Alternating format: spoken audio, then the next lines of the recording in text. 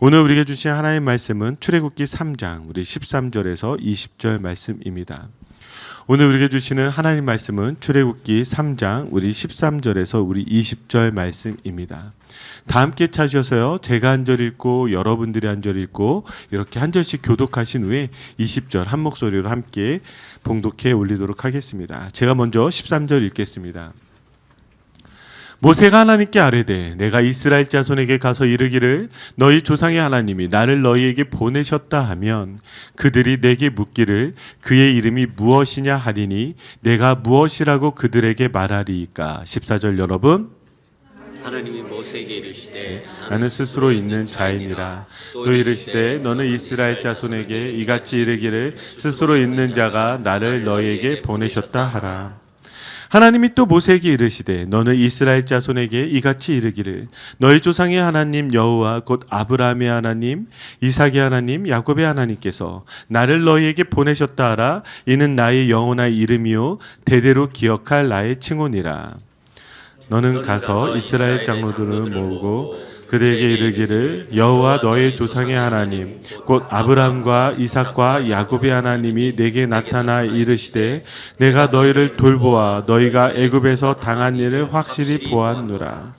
내가 말하였거니와 내가 너희를 애굽의 고난 중에서 인도하여 내어 젖과 꿀이 흐르는 땅 곧 가나안 족속, 헷 족속, 아모리 족속, 브리스 족속, 히위 족속, 여부스 족속의 땅으로 올라가게 하리라 하셨다 하면 그들이 내 말을 들으리니 너는 그들의 장로들과 함께 애굽 왕에게 이르기를 히브리 사람의 하나님 여호와께서 우리에게 임하셨은즉 우리가 우리 하나님 여호와께 제사를 드리려 하오니 사흘 길쯤 광야로 가도록 허락하소서 하라.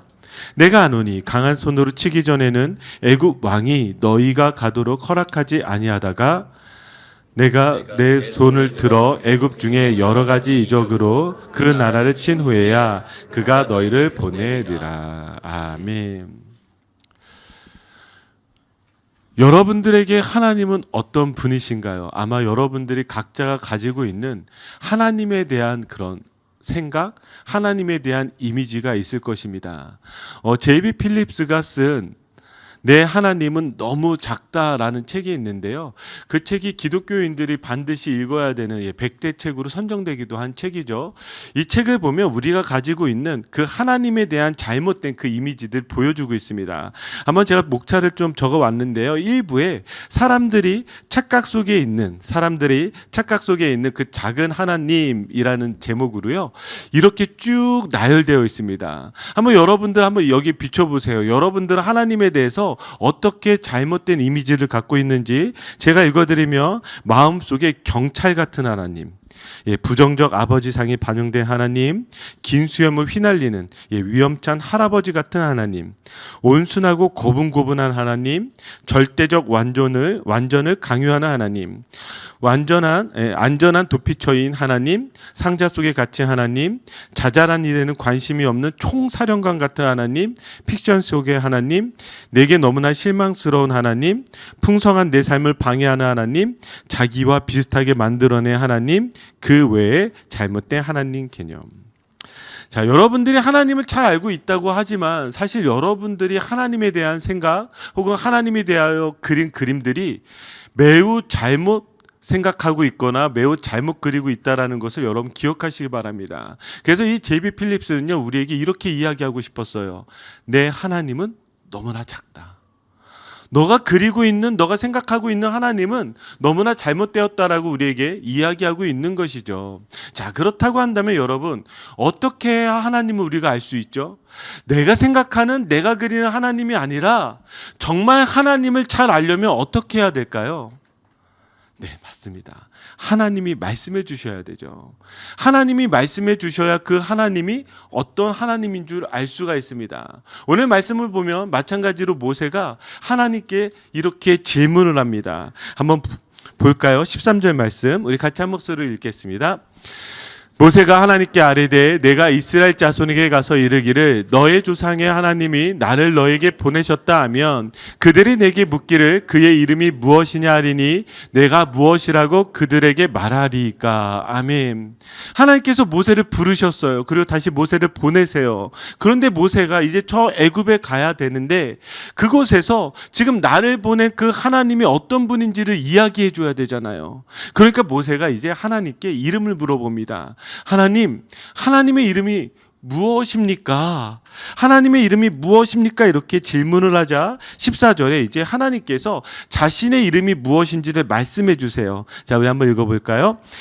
하나님이 모세에게 이르시되 나는 스스로 있는 자이니라. 또 이르시되 너는 이스라엘 자손에게 이같이 이르기를 스스로 있는 자가 나를 너희에게 보내셨다 하라. 아멘. 자, 여기에 지금 하나님께서 자신의 이름을 말씀해 주셨습니다. 뭐라고 말씀해 주셨죠? 나는 스스로 있는 자니라. 나는 스스로 있는 자니라. 자, 여러분, 지금 모세의 심정으로 한번 들어가 보세요. 모세가 하나님께 물어봤단 말이에요. 하나님, 내가 이제 저 애굽에서 이스라엘 백성들에게 하나님이 누구신지를 이야기해야 되는데 하나님의 이름을 말씀해 주세요 했더니 하나님이 그래, 내 이름은 스스로 있는 자니라. 어떨 것 같아요? 저는 이렇게만 들으면, 이 이름의 의미를 잘 모르면 이스라엘 사람들에게 여러분, 저는 나는 스스로 있는 자니라라고 말씀하시는 그 하나님께서 저를 여기에 보내셨습니다. 이렇게 만약에 이야기한다면 이스라엘 백성들이 어떻게 생각할까? 저는 좀 불편한 마음이 있었습니다. 자, 그렇다고 한다면 우리는 여기에서 하나님께서 이렇게 말씀하시는 나는 스스로 있는 자니라 이 이름에 대해서 우리가 한번 좀 잘 찾아볼 필요가 있습니다. 그래서요, 우리가 사실 교회를 다니지만 이 부분에 대해서 좀 오해들도 많고 좀 잘 모르는 것도 많아서 오늘 좀 원어들을 좀 잘 풀어서 여러분들에게 설명하도록 하겠습니다. 자, 우리 화면을 보시면 나는 스스로 있는 자, 여기에 이 히브리어가 어떻게 되어 있냐면 에흐에 아쉐르 에흐에입니다. 자, 히브리어 보실 때는요, 이렇게 보시는 게 아니라 반대로 보셔야 됩니다. 반대로 에흐에 아쉐르 에흐에라는 이 히브리어가 쓰여져 있는데요. 자, 원래는 여 밑에 있는 점들이 모음 기호입니다. 위에 있는 것들이 자음인데 히브리어는요 다 자음으로만 구성되어져 있고 후에 이 모음이 붙여졌단 말이에요. 그런데 이 에흐에 아쉐르 에흐에를 다시 영어로 좀 보자면 I am who I am이에요. 자, 그러면 이 아쉐르라는 것이 관계대명사 후라는 건 여러분 발견해낼 수 있겠죠. 그렇다고 한다면 지금 이 에흐의 뜻을 알아야 지금 나는 스스로 있는 자니라라는 이것을 우리가 잘 이해할 수가 있습니다. 여기에 이 에흐가 어떻게 쓰여졌냐면 1인칭 칼 미완료형입니다. 자, 우리 한번 여기 부분만 머릿속에 좀 주입할 필요가 있어요. 자, 외워볼까요? 자, 봐봐요. 여러분들이 빨리 사라지게 해주세요. 외웠는지 한번 시작. 1인칭 칼 미완료형. 자, 이 세 가지를 가지고 조금 설명을 해드리도록 할게요. 이 에흐에라는 이 단어의 원형이 무엇이냐면 하야입니다. 하야. 그러니까 지금 여기에 이 모음 기호들을 사라지게 하면 원형이 어떤 형태가 나오냐면 하야라는 이 동사가 나옵니다. 이 하야라는 동사는요 어떤 뜻을 가지고 있냐면 영어로 be, 존재하다라는 뜻을 갖고 있어요. 그래서 이것을 좀 해석을 해보자면 이 하야라는 말은요, 나는 무엇이다, 나는 존재한다, 이런 뜻을 가지고 있습니다. 자, 그러니까 여기에 나는 스스로 있는 자니라라고 이렇게 해석했던 이유는 무엇이냐면 이 하야라는 이 동사 자체가 존재에 대해서 이렇게 우리에게 알려주고 있습니다. 자, 하나님의 존재를 이렇게 하나님께서 말씀하시면서 나는 나다, 나는 나다라고 이렇게 말씀을 하시는데 여기에 지금 자 1인칭 다음에 뭐가 나왔다 그랬죠? 칼이 나왔죠. 칼. 자, 이 칼이라는 것은 무슨 말이냐면 능동 동사입니다. 자, 이게 무슨 말이냐면 외부의 영향이나 혹은 다른 동력에 의해서 움직이는 것이 아니라 본인의 의지와 본인 스스로 이것들을 행하는 것을 칼동사라고 이야기를 해요. 그러니까 여기에 지금 자, 1인칭 칼동사로 쓰였다라는 것은 내가 지금 존재하게 된 것이 외부의 영향이나 혹은 어떤 외부의 동력에 의해서 내가 존재하게 된 것이 아니라 지금 하나님의 절대적인 의지를 가지고 하나님의 존재가 나타났다라는 것을 우리가 알 수가 있어요. 자, 여기까지 쫓아오셨죠. 자, 그 다음에 나오는 형태가 무엇이었죠? 미완료형입니다. 자, 미완료형이라는 말은 어떤 말이냐면 이게 지금 끝나지 않았다라는 거예요. 끝나지 않았다라는 거예요. 그래서 과거에서부터 지금까지 그리고 앞으로 미래까지 아직은 끝나지 않았다라는 것입니다. 그러면 이 존재가 어떤 말이 되는 거예요? 과거에도 있었고 지금도 있었고 미래에도 있을 거라는 거예요. 즉 하나님께서 하나님의 존재가 스스로 존재하시는데 어떻게 존재하시냐면 전에도 계셨고 지금도 계셨고 앞으로도 계셔요. 여러분 성경을 보시면 그리고 설교를 들을 때 우리 이런 표현도 많이 들으셨죠. 전에도 계셨고 지금도 계셨고 영원히 계신 하나님. 예, 그 하나님이 바로 이 하나님의 이름 나는 스스로 있는 자니라 이 에으에서 다 나왔다라는 말입니다. 자, 그런데요. 자, 지금 하나님이 자신의 이름을 이야기를 하시는데 여기서 끝내지 않으셨어요. 나는 스스로 있는 자니라 라고 말씀하시면서 이것이 나의 이름이니라 이렇게 끝내야 되잖아요. 문장이. 그런데 15절을 연결시켰습니다. 자, 15절 말씀 한번 같이 읽어볼까요? 시작. 하나님이 또 모세에게 이르시되 너는 이스라엘 자손에게 이같이 이르기를 너의 조상의 하나님 여호와 곧 아브라함의 하나님 이삭의 하나님 야곱의 하나님께서 나를 너희에게 보내셨다 하라. 이는 나의 영원한 이름이요 대대로 기억할 나의 칭호니라. 아멘. 말씀 잠깐 그대로 두시고요. 여기에 지금 하나님이 나는 스스로 있는 자니라 라고 말씀을 하시면서 무엇을 지금 붙이시냐면 너의 조상의 하나님 하면서 여호와라고 말씀하세요. 여호와. 그리고 곧 아브라함의 하나님, 이삭의 하나님, 야곱의 하나님께서 나를 너에게 보내셨다 하라.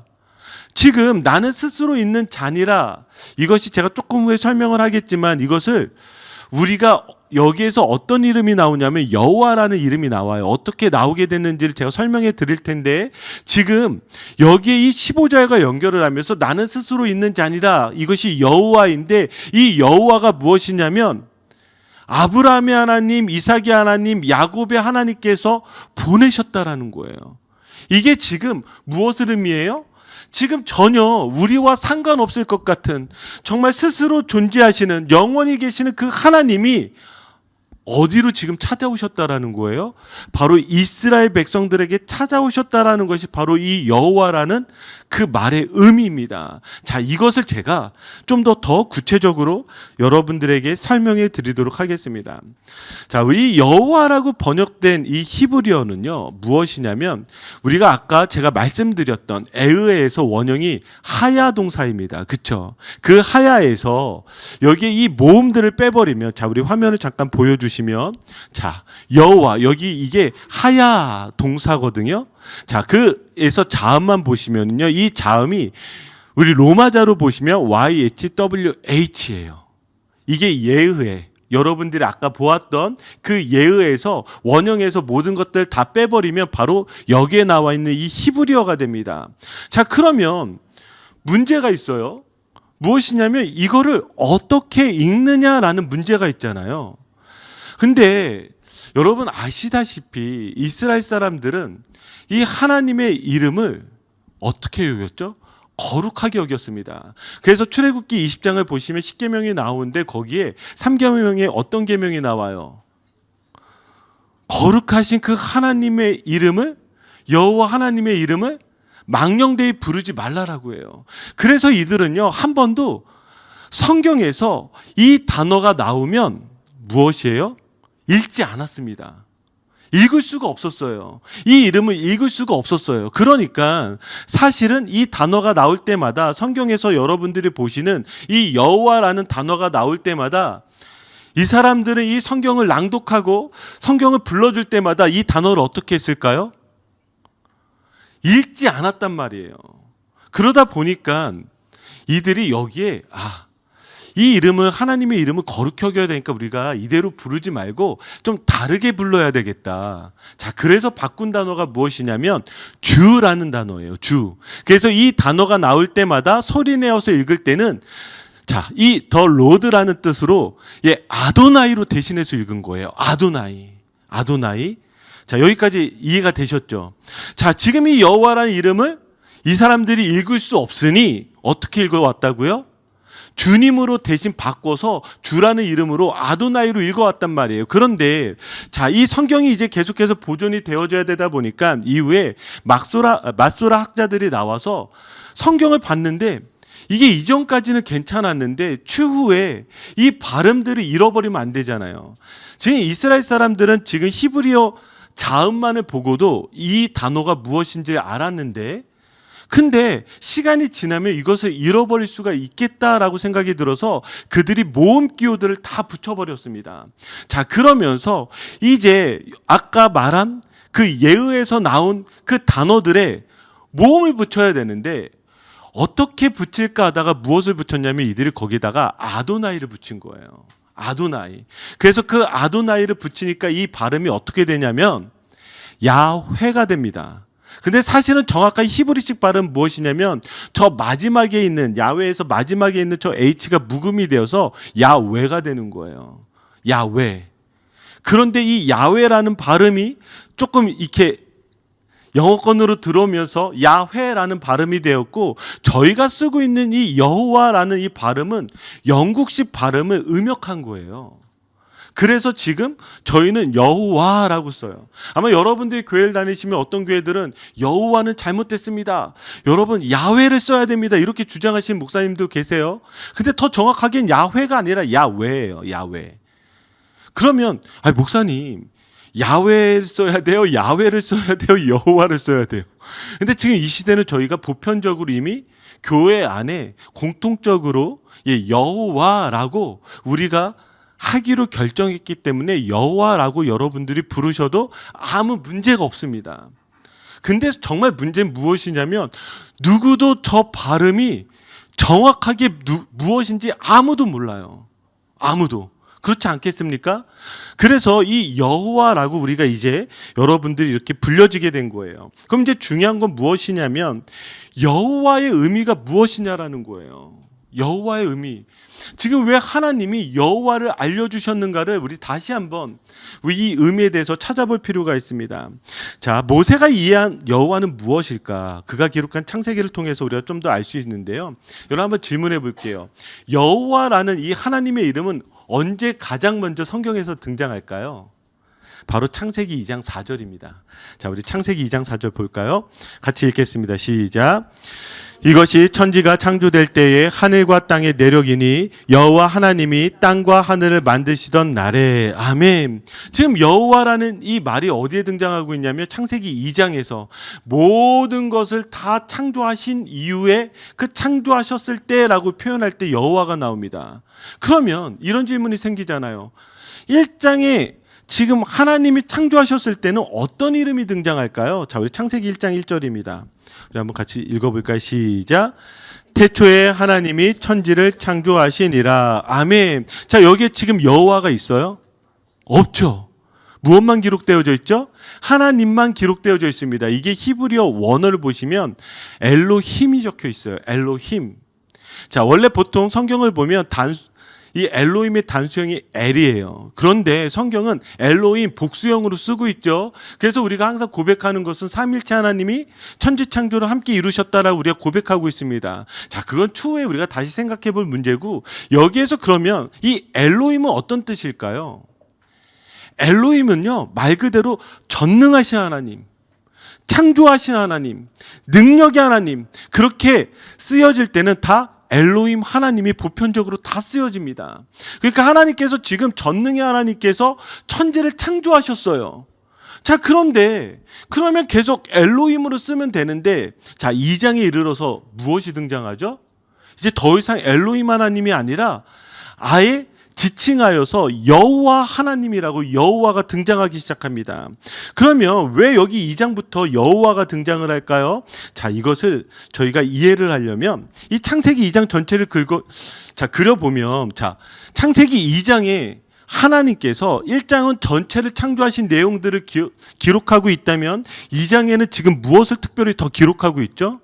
하나님께서 인간을 창조하신 장면이 기록되어져 있습니다. 그것에 집중되어져 있어요. 한번 볼까요? 창세기 2장 7절. 자, 우리 같이 읽겠습니다. 시작. 여호와 하나님이 땅의 흙으로 사람을 지으시고 생기를 그 코에 불어넣으시니 사람이 생명이 되니라. 아멘. 창세기 1장에서는 전체 창조를 하실 때 엘로힘이라고 이야기를 하는데, 특별히 하나님께서 사람을 창조하실 때는 뭐라고 이야기하고 있어요? 여호와 하나님이라고 표현하고 있어요. 여호와 하나님. 자, 그러면 왜 사람을 창조하였을 때 여호와 하나님이라고 이야기할까? 그것은 제가 미리 답을 말씀드리자면, 하나님께서 사람을 특별하게 여기셨고 그 사람이 죄 가운데 넘어지고 그 죄 가운데서 다시 구원하시는 그 모든 역사를 이루시기 위해서 여호와 하나님이라는 것을 표현한다는 것을 알 수가 있습니다. 한번 볼까요? 창세기 3장 5절을 보시면 지금 뱀이 하와에게 어떻게 이야기하는지를 나와 있습니다. 볼까요? 3장 5절 같이 읽겠습니다. 시작. 너희가 그것을 먹는 날에는 너희 눈이 밝아져 하나님과 같이 되어 선악을 알 줄 하나님이 아심이니라. 자, 지금 뱀이 하와를 유혹할 때 이 하나님은 어떤 하나님인 거예요? 엘로힘이에요. 엘로힘. 너희가 하나님같이 된다라고 하는 것은 전능의 하나님, 그 하나님의 능력, 하나님의 그 높으심, 너 그렇게 될 수 있어 라고 꼬셨어요. 자, 그런데 한번 보세요. 9절 10절을 보시면, 자, 우리 같이 읽어볼까요? 시작. 여호와 하나님이 아담을 부르시며 그에게 이르시되 내가 어디 있느냐? 이르되 내가 동산에서 하나님의 소리를 듣고 내가 벗었으므로 두려워하여 숨었나이다. 잠깐 말씀 그대로 두시면, 지금 죄 가운데 넘어진 아담과 하와를 하나님께서 찾아오셨어요. 하나님께서 불러주세요. 그때는 어떤 하나님이에요? 여호와 하나님이에요. 그런데 보세요. 지금 아담이 죄를 범했어요. 아담이 죄를 범어서 숨었을 때에는 지금 누구의 소리를 들었다고 이야기하고 있어요? 하나님의 소리예요. 그럼 여러분, 여기에서 어떤 큰 차이가 있는 줄 아십니까?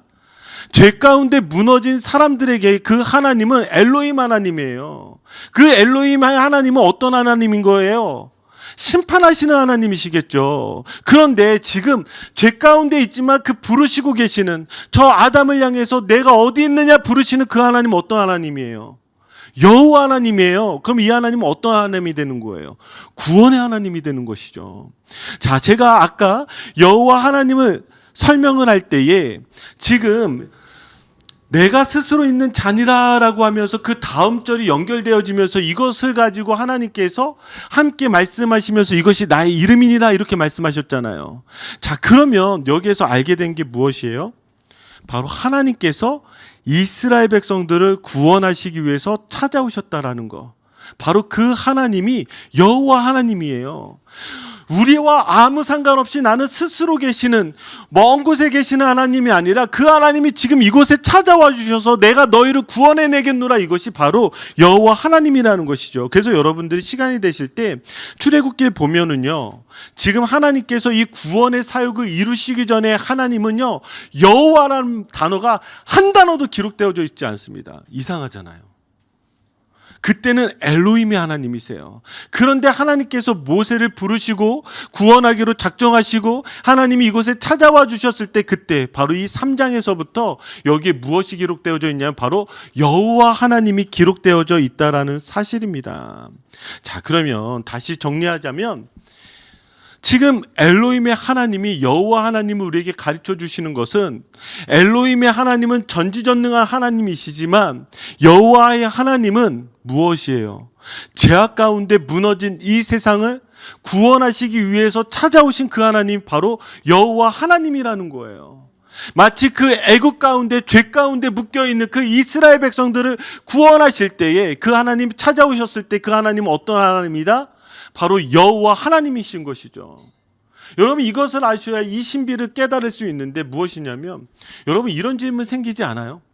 구약에서는 그렇게 하나님께서 이스라엘 백성들을 구원하신다 하실 때마다 이 여호와 하나님께 부르짖으라고 말씀하시는데, 신약에 이르러서 여호와 하나님이 사라졌어요.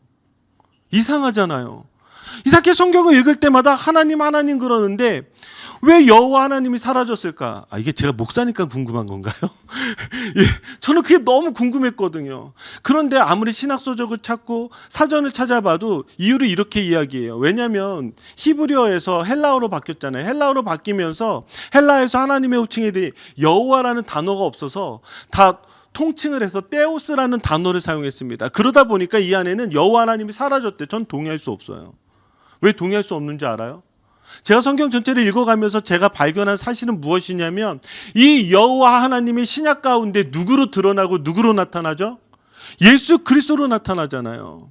하나님이 자신을 나타나실 때에 나는 너희에게 엘로힘의 하나님이야 라는 것을 보여주고 싶으신 것이 아니라 우리에게 보여주고 싶으신 것은 무엇이냐면 내가 예수 그리스도로 말미암아 너를 죄 가운데서 구원해내는 바로 너를 향해서 찾아온 바로 그 하나님이야. 하나님께서 우리에게 가장 말씀하시고 싶은 그 이름이 바로 이 여호와 하나님이고 이 여호와 하나님이 여러분들에게 예수 그리스도로 드러나고 나타났다는 사실입니다. 우리 이거 믿는 거잖아요. 자, 이거를 좀 더 제가 그림적으로 설명을 해보자면 제가 출애굽기 3장을 준비를 하면서 저에게 들어왔던 문구가 무엇이었냐면 사실 출애굽기 3장 4절이었어요. 자, 출애굽기 3장 4절을 보시면 여기에 지금 하나님께서 등장을 하는데 자 여기 보세요. 여호와라고 등장을 하죠. 여호와라고 등장을 하면서 그 여호와께서 이제 처음 등장을 하신 거예요. 자 여호와께서 등장을 하셨어요. 근데 어디에 등장을 하시죠? 떨기나무에 등장을 합니다. 떨기나무. 자 그러면 저한테 질문이 이거였어요. 왜 하나님은 떨기나무에 불꽃으로 등장하셨을까? 사실 그냥 불로 등장하셔도 되거든요. 어떤 형태를 취하지 않아도 되거든요. 근데 이것을 저희가 지난번 시간에는 좀 문학적 관점으로 보자면 보잘것없는 눈에 늘 보이는 그 광야에서 보잘것없는 그 숲을과 같은 인생에서 하나님이 등장하실 때에 그 숲의 인생도 무엇이에요? 불타오르는 하나님이 사용하시는 그런 인생이 될 수 있다. 이것으로 볼 수 있지만 우리가 좀 원어적인 접근을 가보자면 이 떨기나무의 히브리어가 세네입니다. 세네. 세네라는 것은 무엇이냐면 날카롭다, 가시를 의미하거든요. 가시? 제가 왜 이것을 여러분들에 강조를 하냐면 사도행전 7장 30절에 스데반이 설교를 할 때에 이렇게 설교를 합니다. 제가 읽어드릴게요. 40년이 참에 천사가 시내산 광야 가시나무 떨기 불꽃 가운데서 그에게 보이거늘. 지금 이 사도행전 7장 30절과 아까 읽었던 말씀에서 가장 중요한 차이가 무엇인 줄 아십니까? 여기엔 지금 뭐라고 표현하고 있죠? 사도행전 7장 30절에는요. 가시나무라고 표현하고 있어요. 가시나무. 떨기나무라고만 표현하지 않고 그 앞에 무엇을 수식하고 있어요? 가시를 수식하고 있습니다. 그러면 이걸 통해서 우리가 알게 된 건 무엇이냐면 지금 제가 뭐 이상한 신비한 걸 여러분들에게 말씀드리려는 것이 아니라 지금 이 유대인들 안에서는 이 말씀들을 읽을 때에 이 떨기나무 가운데에서 무엇이 강조되어 있는지를 알고 있어요. 무엇이 강조되었을까요? 가시가 강조되고 있어요. 날카로운 이 가시가. 그럼 이 가시가 왜 강조되어졌을까? 자, 이걸 저는 여호와라는 이 단어에서 다시 한번 좀 풀어가려고 하는데요. 여러분들이 중국어가 상형 문자인 건 아시죠? 어떤 것의 그림 형태잖아요. 마찬가지로 히브리어도 상형 문자입니다. 그래서 그 자음 하나하나마다 고유의 그림이 있어요. 그러니까 원래 이 단어 이 글자 하나가 가지고 있는 원래 뜻들이 있습니다. 그래서 여호와의 자음 4개를 한번 보시면 자 여호와가 자 하야에서 나왔다 그랬었죠. 요드 해 와우 해가 이렇게 있는데요. 이 요드는요 무엇이냐면 손입니다. 그리고 해는요 바라보는 것. 예, 바라보다라는 뜻을 갖고 있고요. 이 와우는요 갈고리, 가시, 못 이런 뜻을 갖고 있어요. 그러면 해는 무엇이에요? 아까 똑같이 나와 있듯이 보라가 됩니다. 그래서 이 야훼라는 이 단어를 가지고 이 상형 문자 원래대로 우리가 뜻을 보면 어떤 뜻이 되는 거예요? 손을 보라, 못을 보라 이런 뜻이 되는 거예요. 혹은 손을 보라, 가시를 보라 이런 뜻이 되는 거예요. 제가 지금 무엇을 가지고 연결을 하려고 하고 있냐면 이미 신약에 있는 초대교회 성도들 안에 이 출애굽기를 읽을 때 이들이 가지고 있었던 어떤 관념적인 게 있어요. 그 관념적인 게 무엇이냐면 지금 이 여호와라는 이름을 우리 가운데 주셨는데 이 여호와라는 이름 가운데 지금 누가 계시다라는 걸 이들이 발견한 거예요. 예수 그리스도가 계시다는 걸 발견하고 있는 거예요. 그냥 단순하게 이것이 가시를 막 붙여서 이렇게 말하고자 하는 것이 아니라 여호와 하나님이 바로 예수 그리스도시구나를 이들이 너무나 분명하게 깨달은 거예요. 분명하게 이것을 알고 있는 거예요. 이걸 더 분명히 알 수 있는 게 무엇이냐면, 자, 여러분, 예수의 이름이 히브리어로 뭐냐면 예수야입니다. 한번 마태복음 1장 21절 말씀 한번 볼까요? 자, 우리 같이 읽겠습니다. 시작. 아들을 낳으리니 이름을 예수라 하라. 이는 그가 자기 백성을 그들의 죄에서 구원할 자이심이라 하니라. 아멘. 하나님께서 지금 그 이름을 주셨어요. 그 이름이 뭐예요? 예수입니다. 예수. 자, 그러면서 이 예수의 뜻이 뭐라고 이야기하고 있어요? 자기 백성을 그들의 죄에서 구원할 자이심이라. 자, 이 예수를 다시 히브리어로 예슈아로 보면 이것도 그림 문자로, 우리 상형 문자로 이 원래 뜻을 보게 되는데, 자, 여기에 뭐가 적혀져 있냐면, 자, 예슈아가 요드 쉬 와우 아인 이렇게 적혀 있죠. 이것이 무엇이냐면 손, 전능자 혹은 심판자, 그리고 갈고리, 아까 내일이라고 말씀드렸죠. 그리고 아인이 눈인데요. 이것도 보다라는 뜻이 있습니다. 그럼 이것을 합쳐버리면 어떤 뜻이 돼요? 여기 보니까 창조자이며 구원자의 손에 못을 보라. 지금 이런 뜻을 가지고 있어요. 지금 우리가 보고 있는 이 야훼라는 단어, 여호와라는 단어와 예슈아라는 이 단어가 연결되어지고 있는 것을 우리가 알 수가 있죠. 왜요? 하나님께서 우리 인간들을 구원하기로 결정하시고 무엇이에요? 이 땅 가운데 여호와이신 예수 그리스도를 보내주셨어요. 그리고 여호와이신 예수 그리스도를 보내주셨는데 그 예수 그리스도가 무엇을 통해서 우리를 구원해내신 것이죠? 바로 십자가에서 못 박히시며 그곳에서 죽으심으로 우리를 구원해내셨다라는 것을 우리에게 분명하게 말씀하시고 계신 것이죠. 그래서 보시면, 자, 우리 요한복음 우리 20장 우리 27절 28절입니다. 우리 같이 읽어볼까요? 같이 읽겠습니다. 시작. 도마에게 이르시되 내 손가락을 이리 내밀어 내 손을 보고 내 손을 내밀어 내 옆구리에 넣어보라. 그리하여 믿음 없는 자가 되지 말고 믿는 자가 되라. 도마가 대답하여 이르되 나의 주님이시요 나의 하나님이시니이다. 아멘. 자, 도마에게 지금 뭐라고 이야기하고 있어요? 내 손을 내밀어서 예수 그리스도의 손을 보라는 거예요. 예수 그리스도의 손에 무엇이 있는지 보라는 거예요. 그 손에 못자국이 있는지, 그 못자국이 있는지 보라라고 이야기하잖아요. 그러니까 우리 신앙의 선배들이 가장 늘 고백했던 것이 무엇이냐면 주의 손에 못자국을 보라. 주의 손에 못자국을 보라. 이 말이 다 어디에서 나오는 거예요? 어디에서부터 비롯되어지는 거예요? 여호와 하나님에게서 나오는 것이고 바로 예수에게서 나오는 것이고 그 고백이 바로 우리의 고백이 되어지는 것이죠. 그러면 제가 여러분들에게 지금 보여드리고 지금 말씀드리려고 하는 것이 무엇이냐? 지금 하나님이 그냥 괜히 하나님이 어떤 분인지를 뽐내고 싶어서 나는 스스로 있는 자니라 이렇게 말씀하신 것이 아니라 그 하나님께서 무엇이에요?